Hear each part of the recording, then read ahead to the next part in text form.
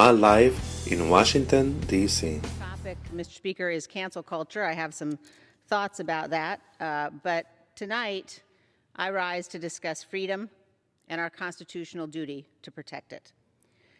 Mr. Speaker, I have been privileged to see firsthand how powerful and how fragile freedom is.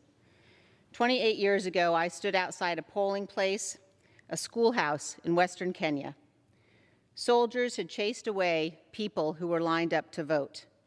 A few hours later, they came streaming back in, risking further attack, undaunted in their determination to exercise their right to vote. In 1992, I sat across a table from a young mayor in Nizhny Novgorod, Russia, and I listened to him talk of his dream of liberating his nation from communism. Years later, for his dedication to the cause of freedom, Boris Nemtsov was assassinated by Vladimir Putin's thugs. In Warsaw in 1990, I listened to a young Polish woman tell me that her greatest fear was that people would forget. They would forget what it was like to live under Soviet domination, that they would forget the price of freedom.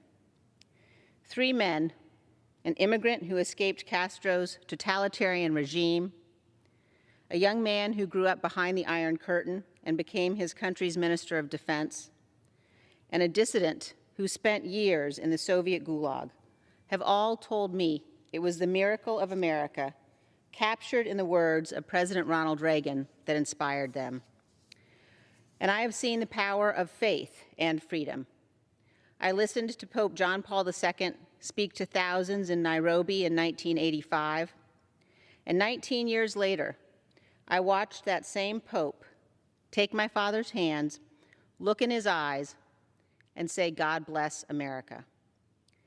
God has blessed America, Mr. Speaker, but our freedom only survives if we protect it, if we honor our oath taken before God in this chamber to support and defend the Constitution, if we recognize threats to freedom when they arise. Today, we face a threat America has never seen before.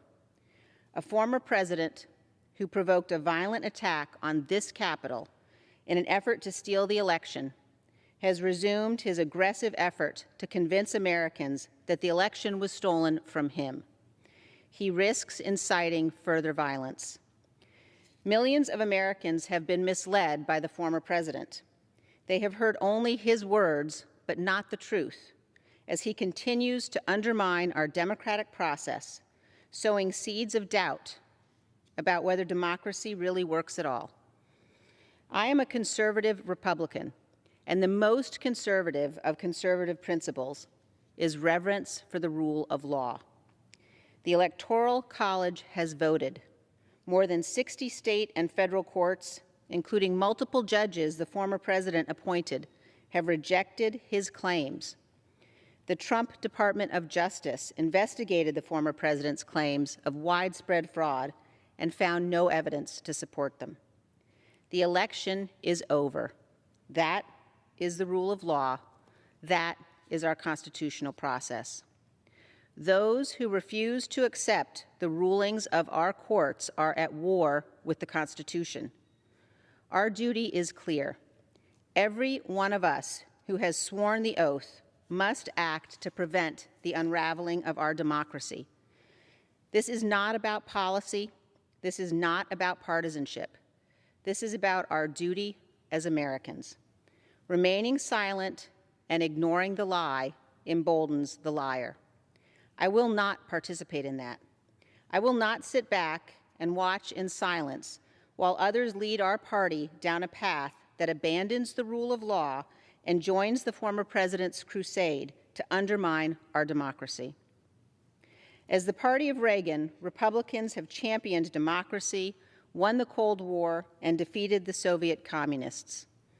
Today, America is on the cusp of another Cold War, this time with communist China. Attacks against our democratic process and the rule of law empower our adversaries and feed communist propaganda that American democracy is a failure. We must speak the truth. Our election was not stolen, and America has not failed. I received a message last week from a Gold Star father who said, "Standing up for the truth honors all who gave all." We must all strive to be worthy of the sacrifice of those who have died for our freedom. They are the patriots Catherine Lee Bates described in the words of America the Beautiful when she wrote, "O beautiful for heroes proved in liberating strife, who more than self their country loved, and mercy more than life." Ultimately, Mr. Speaker, this is at the heart of what our oath requires, that we love our country more, that we love her so much that we will stand above politics to defend her, that we will do everything in our power to protect our Constitution and our freedom that has been paid for by the blood of so many. We must love America so much that we will never yield in her defense. That is our duty. Thank you. I thank the gentlelady, and I inform the Speaker that we have no further speakers, and I yield back.